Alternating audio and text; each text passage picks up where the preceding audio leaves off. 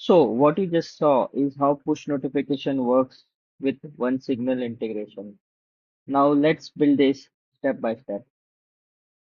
So first of all, you need to have a OneSignal account. You can create this account for free. And after you have created this account, you will receive a dashboard like this. You can click on new app and proceed with creating our app. We can select demo. We can select Google Android. Since we are only going to create it for Android, we can select next. Here we have completed our first step. Asking for a service JSON file. We will be able to find this file under service accounts inside Firebase project. So let's go ahead and create a Firebase project first. Click on new Firebase project. We can name it as demo app 2. Yes, continue.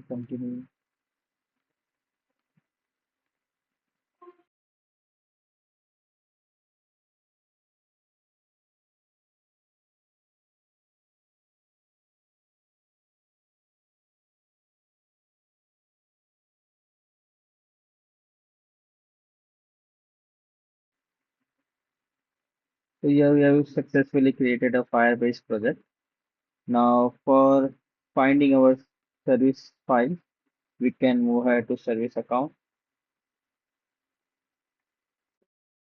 So before downloading the service file, we need to ensure that this cloud messaging is enabled in your dashboard. Then we move to service account. We download this file. Yes,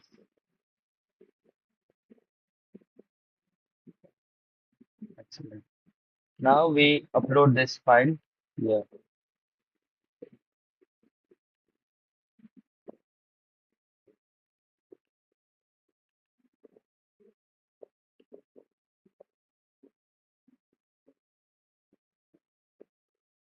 done.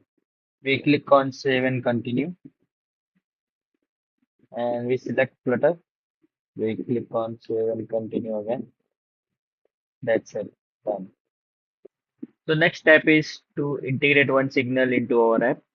For this, I have created a demo app in which there are two packages, OneSignal Flutter package and a Get package for state management. Now, in this, it is a simple project. It has only one page, and there are controllers and functions. So inside controller, there are four different functions. The first one is to initiate OneSignal. This function, it requires our app ID, which we have generated. Then it will update the player ID. It will subscribe to OneSignal notifications. And the other two are for foreground notifications, which will we see later on. Now let's copy this generated app ID from dashboard and put it in this function.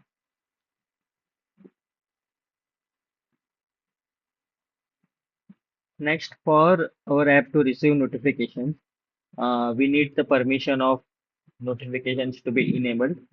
For this, I have created this function which will be called whenever enable notification is clicked, and it will request for notification permission like this. So user will either allow or don't allow. We need notification, so we'll click on allow and then success. Notification permission is granted. Excellent.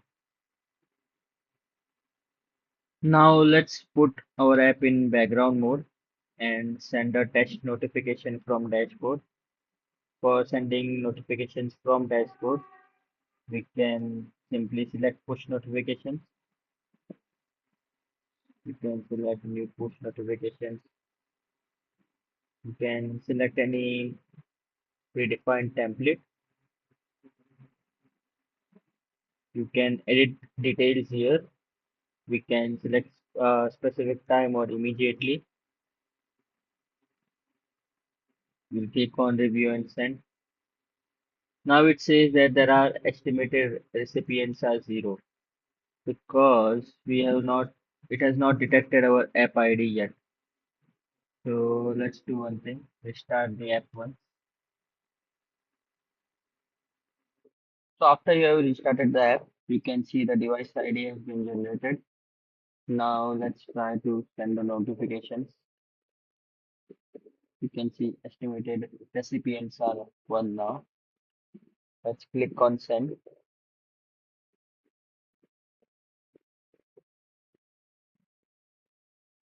So as you can see in real time, the in-app notification has arrived.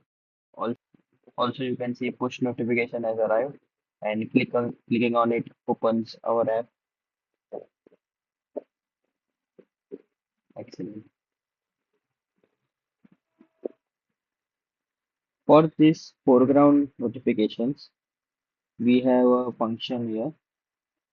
So whenever either when you click on the notification, it listens to the tab or it listens to the foreground notifications with the inbuilt function provided by OneSignal.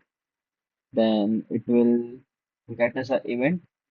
From event, we will be able to get title of the notification and the body, and then there is a list view, and we can insert it on a zero index of the list view, and we can also display a snack bar showing that a new notification has been arrived.